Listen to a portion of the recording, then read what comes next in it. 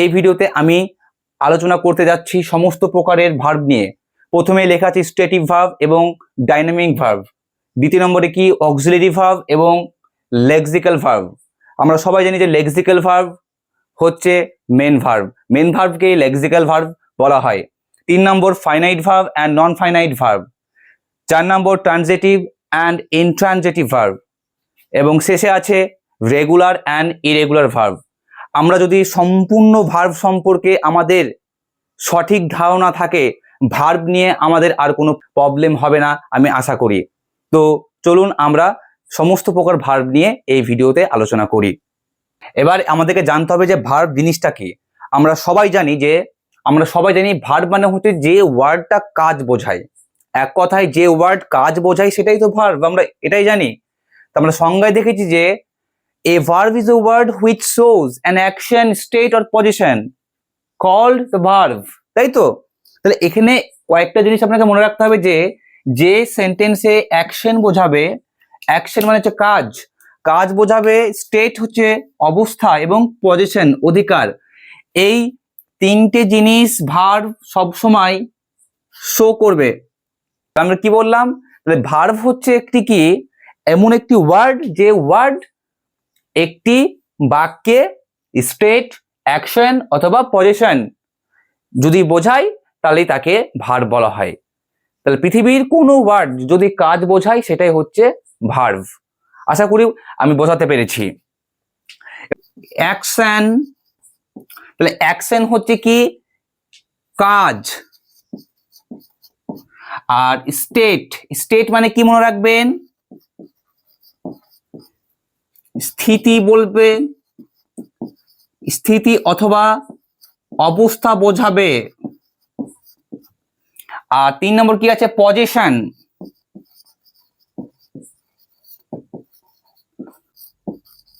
অধিকার। যদি কোনো ওয়ার্ড এই তিনটে জিনিস বোঝায় চোখ বন্ধ করে বলে দেবেন সেটা কি ভার্ব। এবার এক্সাম্পল দিলে জিনিসটা আরো ক্লিয়ার হবে।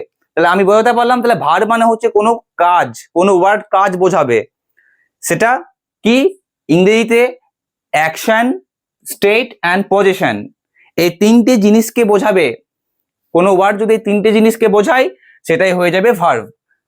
এবার চলুন এক্সাম্পল দিয়ে বিষয়টাকে আরো আমরা ক্লিয়ার করি। এই এক্সাম্পল গুলো আপনারা বুঝতে পারবেন কোন ওয়ার্ডটা পজিশন, কোন ওয়ার্ডটা স্টেট আর কোন ওয়ার্ডটা অ্যাকশন, সেটা আপনাদের ক্লিয়ার হয়ে যাবে। যেমন আই অ্যাম এ টিচার, তাহলে কি আমি হই টিচার মানে কি টিচার হওয়ার অবস্থা বোঝাচ্ছে, তাই না? এই আয়ের কি টিচার হওয়ার অবস্থাটাকে বোঝাচ্ছে। তাহলে কি এটা নিশ্চয়ই এটা কি একটা অ্যাকশন ওয়ার্ড না? তাহলে অ্যামটা কি হয়ে যাবে এখানে? স্টেট। এবার দেখুন রবি প্লেজ ক্রিকেট, তাহলে এই যে প্লেজ এই ওয়ার্ডটা কি অ্যাকশন ওয়ার্ড। তাহলে অ্যাকশন ওয়ার্ড হলে কি হয়ে যাবে? নট, এটা কি ফিজিক্যাল অ্যাকশন বোঝাচ্ছে না, কিন্তু এটা কি অ্যাকশন ওয়ার্ড। এটা কিন্তু স্টেটকে বোঝাচ্ছে না, স্টেট বা পজিশনকে বোঝাচ্ছে না, এটা একটা অ্যাকশন বোঝাচ্ছে, অ্যাকশন ওয়ার্ড। তারপর কি রাম ইজ ইল, রামের অসুস্থ হওয়াটাকে বোঝাচ্ছে। তাহলে ইজটা কি নিশ্চয়ই এটা অ্যাকশন ওয়ার্ড না, কি স্টেট বোঝাচ্ছে, অবস্থা বোঝাচ্ছে। Ram has a car, Ram has a car মানে রামের কি আছে? গাড়ি আছে। আছে গাড়ি মানে কি অধিকারে বোঝাচ্ছে, খুবই সিম্পল বিষয়টা। তাহলে কি হয়ে যাবে? এটা পজিশন। তাহলে এই এক্সাম্পল গুলো দিয়ে আপনারা মোটামুটি বুঝতে পারলেন যে কোনটা স্টেট, কোনটা অ্যাকশন আর কোনটা পজিশন। এই তিনটে জিনিস ক্লিয়ার হলে পরের স্টেপগুলো আরো ইজি লাগবে আশা করি। আমাদের এবার ফার্স্ট ক্যাটাগরির মধ্যে ফেলেছি static verbs are dynamic verbs. Second category রয়েছে, সেখানেও মানে কি ভালোভাবে আমি বোঝানোর চেষ্টা করব। আগে আমরা ফার্স্ট ক্যাটাগরি নিয়ে আলোচনা করব। ওকে, তাহলে ফার্স্ট ক্যাটাগরিতে ফেলেছি স্ট্যাটিক ভার্বস আর হচ্ছে ডাইনামিক ভার্বস। তাহলে স্ট্যাটিক ভার্বস হচ্ছে কি দ্য ভার্ব হুইচ শোজ কি state or position is called action verb, sorry stative verbs is called stative verbs। তাহলে বুঝতে পারছেন যে ভার্ব মানে কি এই যে স্টেট, যে ভার্ব কি স্টেট মানে কি বললাম এর আগে? অবস্থা। স্টেট মানে হচ্ছে অবস্থা বা স্থিতি এরকম বোঝাবে, আর পজিশন মানে হচ্ছে অধিকার বোঝাবে। যদি এই দুটো বোঝাই সেই ক্ষেত্রে সেটা হয়ে যাবে স্ট্যাটিক ভার্বস। ওকে, এবার চলুন ডাইনামিক ভার্বস গুলো কোনগুলো। এবার কি ডাইনামিক ভার্বস হচ্ছে কি which shows a physical action is called আর ডাইনামিক বা অ্যাকশন ভার্ব। ওকে, তাহলে কি এই যে ডাইনামিক ভার্বটা না সবসময় কি করে ফিজিক্যাল অ্যাকশন বোঝাবে। ওকে, ফিজিক্যাল অ্যাকশন বোঝাবে, সেজন্য কি ডাইনামিক, এবং কোনো কাজ যদি বোঝায় কোনো ওয়ার্ড সেটা অ্যাকশন ভার্ব। বোঝা গেল তাহলে ডাইনামিক ভার্বস এবং স্ট্যাটিক ভার্বস এর মধ্যে পার্থক্য কি। তাহলে এটা কি স্ট্যাটিক ভার্বসে স্টেট পজিশন বোঝাবে, আর ডাইনামিক ভার্বসে কি ফিজিক্যাল অ্যাকশন বোঝাবে। ওকে, এবার দেখুন এই সেন্টেন্সগুলো দেখলে বুঝতে পারবেন, আই অ্যাম এ টিচার, তাহলে অ্যামটা কি ফিজিক্যাল অ্যাকশন বোঝাচ্ছে না, কখনোই না, কি টিচার হওয়ার অবস্থাটাকে বোঝাচ্ছে। সেই ক্ষেত্রে কি হয়ে যাবে, এটা স্টেটিভ স্টেটিভ স্টেটিভ ভার্ব হয়ে যাবে। 2 নম্বর কি রাহুল ইজ ইল, তাহলে রাহুল অসুস্থ, রাহুল হয় অসুস্থ, তাহলে অসুস্থ হওয়াটাকে বোঝাচ্ছে, তাহলে এটা কি হয়ে যাবে, এটাও স্টেটিভ। আই প্লে ক্রিকেট, তাহলে প্লেটা কি, প্লে নিশ্চয় কি খেলা, আই প্লে ক্রিকেট, আমি ক্রিকেট খেলি, তাহলে খেলাটা কি নিশ্চয় এটা ফিজিক্যাল অ্যাকশন বোঝাচ্ছে না, কিন্তু তাও কি এটা এটা অ্যাকশন ওয়ার্ড, সেই ক্ষেত্রে এটা কি হয়ে যাবে ডাইনামিক ডাইনামিক ভার্ব। এবং 4 নম্বর আছে আই লাইক চকোলেট, আমি চকোলেট পছন্দ করি, বা আমি চকোলেট পছন্দ করি, তাহলে কি লাইকটা নিশ্চয় কি অ্যাকশন ওয়ার্ড না, এটা কি একটি অবস্থা বা স্থিতিকে বোঝাচ্ছে, সেক্ষেত্রে এটাও হয়ে যাবে স্টেটিভ ভার্ব। এই ছিল স্টেটিভ এবং ডাইনামিক ভার্বসের পূর্ণ বিশ্লেষণ। এবার আমরা যাব 2 নম্বর ক্যাটাগরিতে। 2 নম্বরটা কি মেন ভার্ব আর অক্সিলারি ভার্ব সম্পর্কে জানবো। তাহলে মেন ভার্বকে লেক্সিক্যাল ভার্ব বলা হয়, শুধু লেক্সিক্যাল নয়, মেন ভার্বকে অনেকে প্রিন্সিপাল ভার্ব বলে, মেন ভার্বকে অর্ডিনারি ভার্বও বলা হয়। তাহলে এই জিনিসগুলো আপনাকে একটু জেনে রাখতে হবে। তাহলে কি মেন ভার্ব কি, এখানে লেখা আছে the verb which is of main importance in the sentence is called the main verbs. তার মানেটা কি, কোনো বাক্যে যে ভার্বের মেন ইম্পর্টেন্স থাকবে, মুখ্য ভূমিকা থাকবে সেন্টেন্সের মধ্যে, যে ভার্বের, তাকেই বলা হয় কি মেন ভার্ব বা লেক্সিক্যাল ভার্বস। ওকে, তাহলে কি আই রিড, আমি পড়ি, এখানে কি আছে আই রিড না আমি পড়ি, তাহলে এই বাক্যের মধ্যে আমি পড়িটা মধ্যে রিড মানে পড়া একটাই ভার্ব রয়েছে, তার মানে কি এটাই হচ্ছে main verb. Ram is playing, তাহলে এই সেন্টেন্সের মধ্যে রাম ইজ প্লেইং কটা ভার্ব রয়েছে, ইজ আছে তারপর প্লেইং আছে, তার মানে কি প্লেইংটা হচ্ছে কি main verb. She is ill, তাহলে এখানে ইজটা হচ্ছে main verb. They were absent, তাহলে এখানে ওয়ারটা হচ্ছে মেন ভার্ব, কারণ যে বাক্যের মধ্যে যে ভার্বের মেন ভূমিকা থাকবে, মুখ্য ভূমিকা থাকবে, তাকেই বলা হয় মেন ভার্বস বা লেক্সিক্যাল ভার্বস। ওকে, এবার দেখুন অক্সিলারি ভার্বস। অক্সিলারি ভার্বসকে আমরা অনেকে হেল্পিং ভার্বস হিসেবেও চিনি, তাহলে এইটা মানে কি একটু ভালো করে বুঝতে হবে। এবার হেল্পিং ভার্বকে অক্সিলারি ভার্বও বলতে পারেন। ওকে, যে যেটা ইচ্ছে বলতে পারেন। দেখুন হেল্পিং ভার্ব মানে কি, এমন একটি ভার্বকে মেন ভার্বকে সাহায্য করে। আমরা অলরেডি জানলাম মেন ভার্বটা কি, তাহলে একটি ভার্ব যে ভার্বকে মেন ভার্বকে সাহায্য করে কি তৈরি করার জন্য, এই যে টেন্স তৈরি করার জন্য, ভয়েস তৈরি করার জন্য, আর হচ্ছে মুড তৈরি করার জন্য, তাকে হেল্পিং ভার্বস বলা হয়। ওকে, এবার দেখুন টেন্স কিভাবে তৈরি করছে, এই যে অক্সিলারি ভার্বগুলো কি মেন ভার্বকে সাহায্য করছে এবং সেন্টেন্সটা খুব সুন্দর করে চেঞ্জ করে ফেলছে। ওকে, তাহলে কি সেন্টেন্সের মধ্যে কি টেন্স চেঞ্জ হয়ে যাচ্ছে। তাহলে বুঝতে পেরেছেন কি বললাম আমি, তাহলে হেল্পিং ভার্ব হচ্ছে এমন একটি ভার্ব যেটা কিনা মেন ভার্বকে সাহায্য করে কি গঠন করার জন্য, টেন্স, ভয়েস আর মুড, এই 3টে জিনিস গঠন করার জন্য হেল্পিং ভার্বস মূলত মেন ভার্বকে সাহায্য করে। এবার দেখুন এক্সাম্পলে দেখুন টেন্স কি করে ফর্ম করছে, হেল্পিং ভার্ব মেন ভার্বকে সাহায্য করে কি আই অ্যাম রিডিং, দেখুন রিডিং এর আগে অ্যাম লেগে গেছে। তারপর দেখুন I was reading, I will বা আই শ্যাল রিড, তাহলে এটা বর্তমানে, এটা অতীতে, এটা ভবিষ্যতে হয়ে যাচ্ছে। তাহলে কি টেন্স গঠন করার সময় কি হয়ে যাচ্ছে, এই অক্সিলারি ভার্বগুলো চেঞ্জ হয়ে যাচ্ছে এবং এই অক্সিলারি ভার্বগুলো কি করছে মেন ভার্বকে সাহায্য করছে, এই জন্য তো একে বলা হয় হেল্পিং ভার্বস। ওকে, এবার দেখুন ভয়েস চেঞ্জ করার সময় কিভাবে হেল্পিং ভার্ব সাহায্য করছে মেন ভার্বকে, বলছে যে রাবি ইটস আ ম্যাঙ্গো, কি রবি একটি আম খায়। এই যে সেন্টেন্সটাকে যখন প্যাসিভে করবেন কি, a mango is eaten by Rabi, তাহলে a mango is eaten by Rabi, তাহলে কি হয়ে যাচ্ছে দেখুন, এই যে মেন ভার্ব ইটেন, এটাকে এই যে হেল্পিং ভার্ব সহায়ক ক্রিয়া যেটা কিনা মেন ভার্বকে সাহায্য করছে, এইভাবে কিন্তু হেল্পিং ভার্ব গুলো মেন ভার্বকে সাহায্য করে। বুঝতে পেরেছেন? এবার দেখুন এই হেল্পিং ভার্ব মুড, সেন্টেন্সের মধ্যে মুড তৈরি করতেও সাহায্য করে। কি ইট মে রেইন টুডে, মানে এখানে পসিবিলিটি রয়েছে, বৃষ্টি হতে পারে আজকে, তাই তো। দে শুড গো, মুড তৈরি করছে। এই যে শুড আর মে, এই যে মোডাল অক্সিলারি ভার্ব গুলো মুড তৈরি করতে সেন্টেন্সকে সাহায্য করছে। বা তাহলে এইগুলো হচ্ছে হেল্পিং ভার্বস। এরপরে আমি হেল্পিং ভার্বস নিয়ে আরো কিছু বলতে চাই, এবং ডিটেলস একটা ধারণা থাকলে হেল্পিং ভার্বস নিয়ে আপনাদের কোনো প্রবলেম হবে না আশা করি। আপনাদের এখানে কিছু অক্সিলারি ভার্ব সম্পর্কে মনে রাখা দরকার। প্রাইমারি অক্সিলারি ভার্বগুলো রয়েছে, এখানে মোট 15টা আছে, আর মোডাল অক্সিলারি ভার্ব আছে মোট 13টা। তাহলে 15টা হচ্ছে প্রাইমারি অক্সিলারি ভার্ব, আর হচ্ছে মোডাল অক্সিলারি ভার্ব হচ্ছে 13টা, তাহলে 28টা টোটাল হচ্ছে 28টা হচ্ছে অক্সিলারি ভার্ব। তো এখানে আপনাদেরকে একটু মনে রাখতে হবে যে অট টু, ইউজ টু এবং ডেয়ার অ্যান্ড নিড এগুলোকে আবার সেমি মোডালও বলা হয়। তো আপনারা এখানে মোডাল অক্সিলারি ভার্বের আওতায় মনে রাখবেন। ওকে, তো এই ছিল হচ্ছে টোটাল মানে কি অক্সিলারি ভার্ব। আমি এগুলো মুখে বললাম না, আপনারা একটু লিখে নিতে পারেন বা মনে রাখতে পারেন। হ্যাঁ, ভিডিওটা দেখে এতক্ষণ যা শিখলেন, এবার আপনাদেরকে সেগুলোকে কিছু কিছু জিনিস মনে রাখতে হবে, সেটা আপনাদের লং টার্মের জন্য খুবই ভালো হবে জিনিসটা। দেখুন নোট অনে আমি লিখেছি, দেখুন এখানে লেখাগুলো দেখে বুঝতে পারবেন না।